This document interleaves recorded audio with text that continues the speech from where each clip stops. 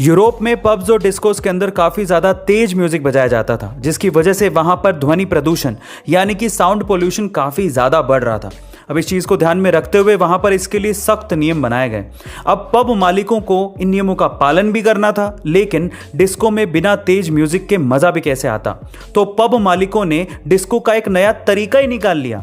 अब वे पब में wireless headphones को यूज़ कर रहे हैं, यानी कि अब जो भी पब में आता है उसे हेडफोन दिया जाता है और सभी हेडफोन्स में एक ही तरह का म्यूजिक बजता है। अब इससे क्या फ़ायदा हुआ? इससे तेज आवाज़ का मज़ा भी आया और साथ ही साथ साउंड पोल्यूशन को भी कंट्रोल कर लिया गया। इसे साइलेंट डिस्को भी कहते हैं, जो कि आपने ए दिल है मुश्किल मूवी में भी जरूर देखा होगा। भारत के इतिहास में सर्वोच्च स्थान और सर्वोच्च सम्मान पाने वाला एक ऐसा आदमी जिसके पास पहनने को 6 पैंट, 4 शर्ट और 3 सूट थे। एक ऐसा आदमी जिसके पास 46 डॉक्टरेट की डिग्रियां थी। एक ऐसा आदमी जिसके पास असली धन के तौर पर 2500 किताबें थी। एक ऐसा आदमी जो कि इंडिया की आन बान और शान था। इसी वजह से देश ने उन्हें पद्मश्री, पद्म भूषण और भारत रत्न से नवाजा था। एक सच्चा देशभक्त, एक सच्चा मुसलमान जिसके लिए धर्म से ज्यादा देश मायने रखता था, जिसने लाखों लोगों की जिंदगियां बदली थी। इंडिया के मिसाइल मैन और महानतम वैज्ञानिकों में से एक महान सपूत अब्दुल कलाम को मेरा सलाम है। हमारे देश में कई बार बड़े अजीब से काम होते हैं जिन्हें देख के ऐसा लगता है कि ये क्या हो रहा है।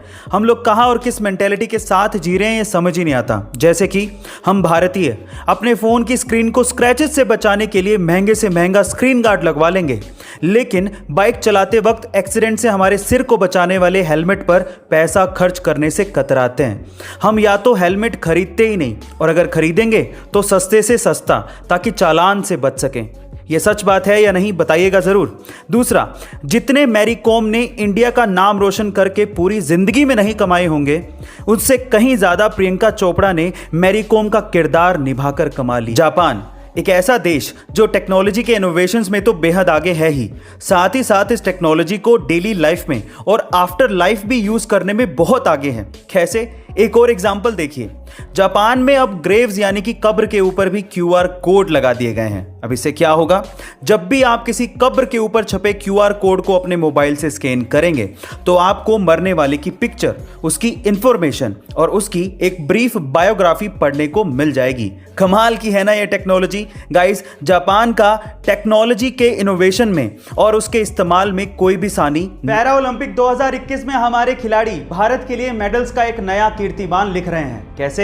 मैं आपको बताता हूं। एक्चुअली सन 1972 से लेकर सन 2016 तक, यानी कि 44 सालों में हमारे पैरा ओलंपिक खिलाड़ियों ने मात्र 12 ही पदक भारत के लिए जीते थे।